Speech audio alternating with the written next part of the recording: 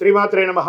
సద్గురు జ్యోతిష్యాలయం వారి యొక్క విశ్వావసునామ సంవత్సర 2025 మార్చి 29 నుండి మొదలు పెడితే మళ్ళీ 2026 మార్చి 28 వరకు వచ్చే ఈ తెలుగు నూతన సంవత్సరంలో వచ్చినటువంటి సంవత్సర రాశి ఫలితాలని మనం ఇప్పుడు తెలుసుకోబోతున్నాం. ప్రతి ఒక్కరికి ఏముంటుందంటే, గురుగారు నాకు ఎలా ఉండబోతుంది ఈ సంవత్సరం, నాకు ఆరోగ్యం ఎలా ఉంటుంది, నాకు ఐశ్వర్యం ఎలా ఉంటుంది, నా వ్యాపారం ఎలా ఉంటుంది, నాకు ఉద్యోగం ఎలా ఉంటుంది, నాకు అసలు ఉద్యోగం వస్తుందా రాదా, నాకు వివాహం అవుతుందా అవదా, నాకు సంతానం కలుగుతుందా కలగదా, నా వ్యాపారం అభివృద్ధి అవుతుంది, నేను విదేశాలకి వెళ్తానా వెళ్ళనా, ఎన్నో ప్రశ్నలతో కూడినటువంటి ఆ ప్రశ్నలకు సమాధానమే ఈ గోచార గ్రహస్థితి. ఇందులో మళ్ళీ చెప్తున్నాను, గోచార గ్రహస్థితి మీ యొక్క వ్యక్తిగత జాతకానికి ఒక 30 నుంచి 40% మాత్రమే వర్తిస్తుంది. మీరు పుట్టినటువంటి ఆ లగ్నం, మీ యొక్క టైం ప్రకారం ఒక లగ్నం ఉంటుంది, మీ నక్షత్రం ఉంటుంది, మీ పాదం ఉంటుంది.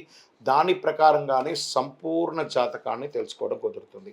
నేను చెప్పే ఈ గోచార ఫలితాన్ని కొంతవరకు తీసుకోండి. తర్వాత మీ యొక్క వ్యక్తిగత జాతకాన్ని మీ పరిసర ప్రాంతాల్లో ఉన్నటువంటి గురువులను సంప్రదించండి. గురుగారు నాకు ఈ సంవత్సరం ఎలా ఉంది, నాకు జాతకం చెప్పండి అని వారి దగ్గర అవసరమైతేనే తెలుసుకోండి.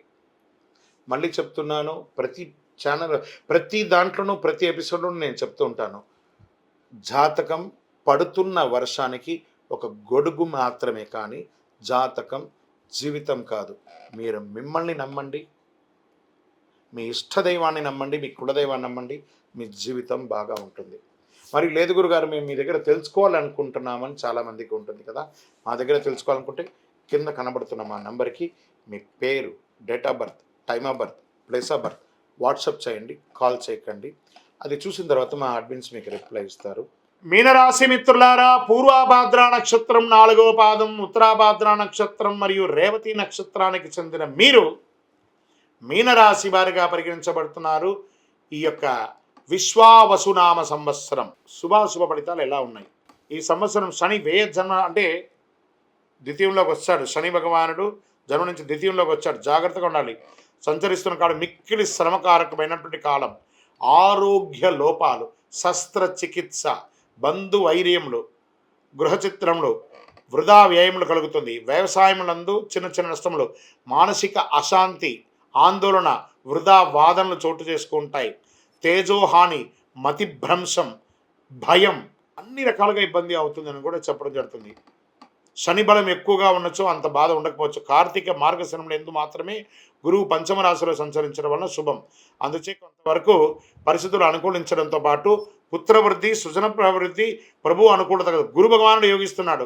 మిగిలిన సమయంలో తృతీయ చతుర్థ రాశుల్లో సంచరించడం వల్ల శ్రమ అధికంగా ఉంటుంది. ఉద్యోగ భంగం, వృధా వైర్యం ఇవన్నీ కూడా జరుగుతుంది. ప్రారంభమైన 2 మాసంలో జన్మరాహువు సప్తకేతువు అయినందున భార్యపుత్రాది సృజన విరోధములు ఇవన్నీ కూడా జాగ్రత్త పడాలి. మీనరాశి మిత్రులకి ఈ సంవత్సరం చాలా చాలా చాలా చాలా చాలా జాగ్రత్తగా ఉండవలసినటువంటి సమయం. తప్పదు. ఆరోగ్య లోపం ఎత్తగానే మళ్ళీ చెప్పడం జరుగుతుంది. ఆరోగ్యం గురించి మల్టిపుల్గా చెప్పడం జరుగుతుంది. వైశాఖ బహుళ నుండి ద్వాదశ రాహువు షష్టమ కేతు అయినందున లాభం వస్తుంది, జయం ప్రోత్సాహం కలుగుతుంది.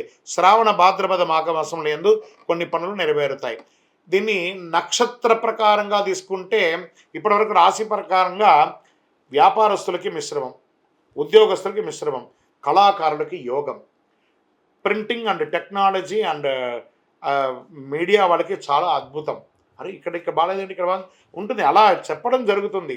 సర్వీస్ సెక్టార్లో ఉన్న వాళ్ళకి ప్రెషర్స్, ఐటీ రంగం వారికి మిశ్రమం, వివాహాది శుభకార్యాలకి కాస్త చాలా కష్టం మీద గట్టెక్తారు.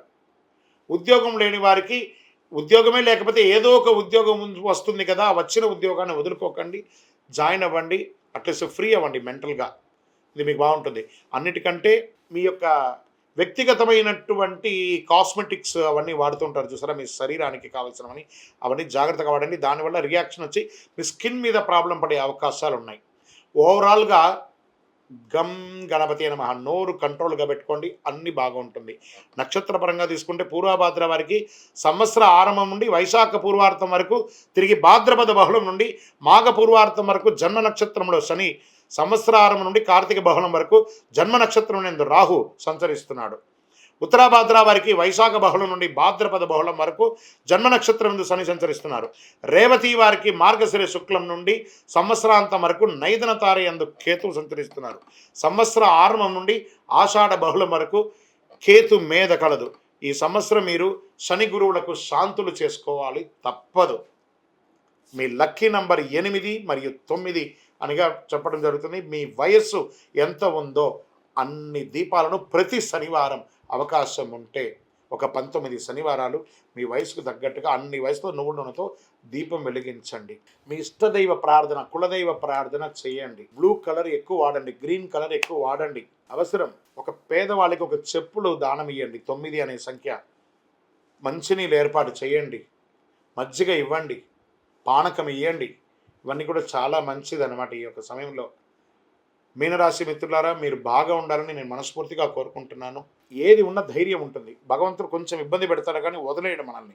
కాబట్టి జాగ్రత్తగా ఉండండి. ప్రతి దాంట్లోనూ అప్రమత్తంగా ఉండాలి. అందులోనూ ఆర్థికమైనటువంటి లావాదేవీలు వచ్చేటప్పుడు, సంతకాలు పెట్టేటప్పుడు, డాక్యుమెంట్ చేసేటప్పుడు, లేదా ఇవన్నీ జాగ్రత్తగా. కోర్టు కేసుల వ్యవహారాల్లో మిశ్రమ ఫలితాలు కనబడుతున్నాయి. కాబట్టి అన్ని రంగాల్లోనూ జాగ్రత్త, జాగ్రత్త, జాగ్రత్త. ఇవన్నీ తొలగడానికి ప్రార్థన చేస్తాం భగవంతుణ్ణి. మీరు కూడా ప్రార్థన చేయండి. అతి శక్తివంతమైనటువంటి ఈ కరుంగాళి మాలను ధరించండి. ఆయురారోగ్య ఐశ్వర్య భోగభాగ్యాలను పొందండి.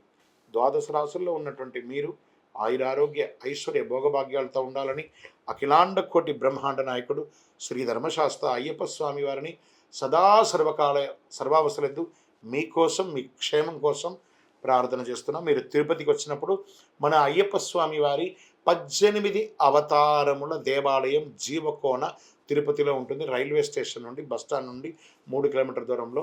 ఒక్కసారి పుట్టినందుకు ఒక్కసారైనా అందులో అడుగుపెట్టండి. అందులో 27 నక్షత్రాలను కూడా ప్రతిష్ఠ చేయబోతున్నాం త్వరలో. మీరు వచ్చి దర్శనం చేసుకోండి. మీ యొక్క దోషాలన్నీ తొలగి ఆనందంగా ఉండండి. వందే మాతరం, వందే మాతరం, వందే మాతరం. శరణమయ్యప్ప.